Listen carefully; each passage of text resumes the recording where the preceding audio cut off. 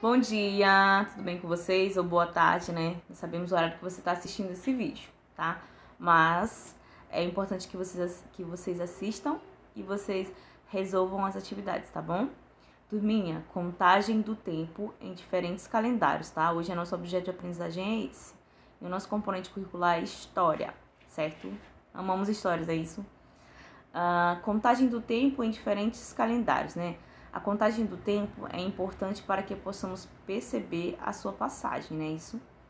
Isso não é uma preocupação atual, ela é bem antiga. Desde a antiguidade, as pessoas elas se preocupavam, né? Com a contagem do tempo, elas queriam se encontrar, saber em que tempo elas estavam vivendo, tá? Há 20 mil anos, os caçadores faziam pequenos riscos contando os dias entre o ciclo da lua. O sol, a lua e as estrelas sempre chamaram a atenção do homem. A posição em que o sol nasce e se põe, as fases da lua e sua posição em relação às estrelas serviam como referência para registrar a passagem do tempo, as datas importantes e suas comemorações, ou seja, eles baseavam-se no sol e na lua, né? Como a lua estava, através de como a lua estava, eles se baseavam, né, e serviam para contar, né? Por exemplo, datas importantes, comemorações, onde eles iam comemorar tal data, enfim. Eles ainda não tinham o relógio que nós temos hoje, que nem esse aqui, que é bem moderninho, né? Então, vamos lá. Temos, então, o calendário solar. O calendário solar ele é baseado no movimento da Terra em torno do Sol. E o lunar ele é baseado no movimento da Lua. O calendário solar e o lunar. O lunar referente à Lua e o solar referente ao Sol. Tá? Ele foi criado aproximadamente há 5 mil anos, quando os povos daquela época perceberam que havia mudança nas fases a cada 7 dias, certo? Daí o surgimento das semanas, né? Nós temos uma semana, a gente tem 7 dias, né? Que começa no domingo e encerra no sábado. Então vamos lá, os maias, né? Vocês já estudaram sobre os maias, eu creio, um pouco. Por exemplo, usavam o calendário solar e o lunar, ou seja, aí eles já usavam os dois, né? O primeiro marcava os eventos religiosos, no caso solar, e o outro, os dias, de outros dias, aqui, no caso seria o calendário lunar, eles marcavam os outros dias, sem ser os eventos religiosos. É interessante notarmos que povos distintos, sem nenhuma relação de contato entre si, tenham tido a mesma concepção de marcar o tempo, ou seja, eles tiveram a mesma ideia.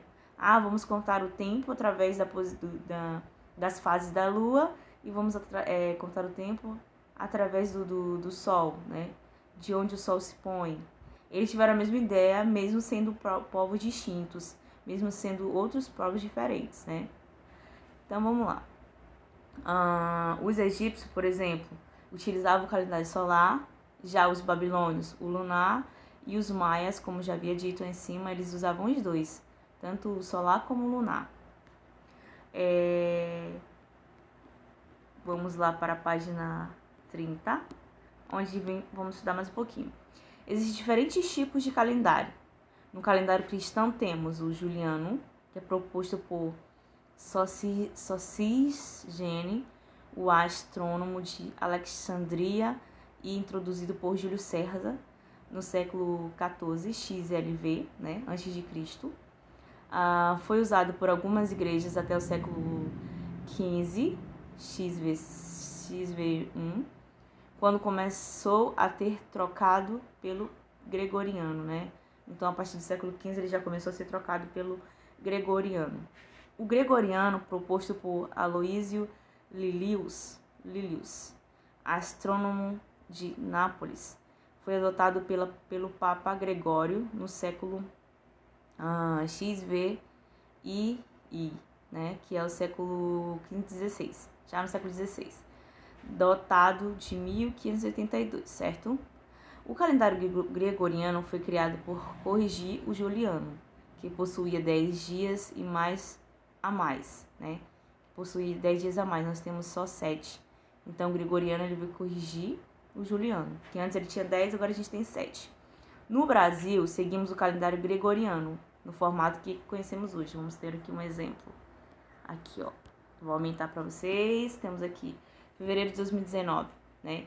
Temos aqui dia 1º, temos a segunda, terça, quarta, quinta, sexta, sábado, domingo, tá? O ano e o mês, e os dias do mês, certo? 7 dias, uma semana. O calendário gregoriano estabeleceu o ano com 365 dias e 6 horas. Por conta dessa medida, a cada 4 anos foi preciso adicionar mais um dia ao ano para compensar essa diferença de horas, né? Ele, então, é chamado de ano bissexto, quando o mês de fevereiro tem 29 dias e não 28. Então, vamos lá, falar sobre isso. Turminha, nós sabemos que tem mês que no mês de fevereiro, dependendo do ano, a gente tem 28 dias. E dependendo do outro ano, tem 29. Quando nós temos 29 dias, esse ano vai ser bissexto, né? Porque é para compensar essa hora, como já havia falado em cima. A cada 4 anos, temos um ano bissexto. Temos um dia a mais no mês de fevereiro, certo? Tia Maria, as pessoas que nascem dia 29, no mês que não tem 29, no mês de fevereiro que não tem 29, como é que elas completam ano, tá? Geralmente elas vão completar ano ou no dia 1º de março ou um dia antes, dia 28, tá? Aí geralmente quando essa pessoa nasce, quando vai registrar o pai ou a mãe, eles já fazem isso. Coloquem o 1º de março ou dia 28, que é para não ter... para que não haja problemas. Para saber se o ano é bissexto, devemos obedecer a certos critérios. O ano deve ser divisível por 4 e não divisível por 100. Nesse caso, ele pode ou não ser divisível por 400 também. Se o ano for divisível por 4 e por 100, ele não será bissexto. Se o ano for divisível por 4, mas por 400, ele será bissexto. Por exemplo, o ano passado foi o ano bissexto, né? 2020, no mês de fevereiro foi até 29, foi isso. O calendário judaico é utilizado pelos judeus que vivem em Israel e em outros lugares do mundo. Também temos o calendário judaico, turminha. Os meses são baseados nos ciclos da lua, enquanto o ano é baseado no ciclo solar. Os anos podem ter 12 ou 13 meses, né? No nosso calendário a gente tem 12 meses só. Curiosidades, vamos lá. Como as pessoas nascidas em 29 de fevereiro contam idade, né? Como já vimos, nos anos bissextos, por exemplo, pessoa que nasce dia 29, quando não há dia 29, como já havia dito, ela vai ter que comemorar seu aniversário em alguma data, né? Que ela nasceu. Então, eles geralmente comemoram dia 1º de março ou dia 28, quando não há 29 de fevereiro.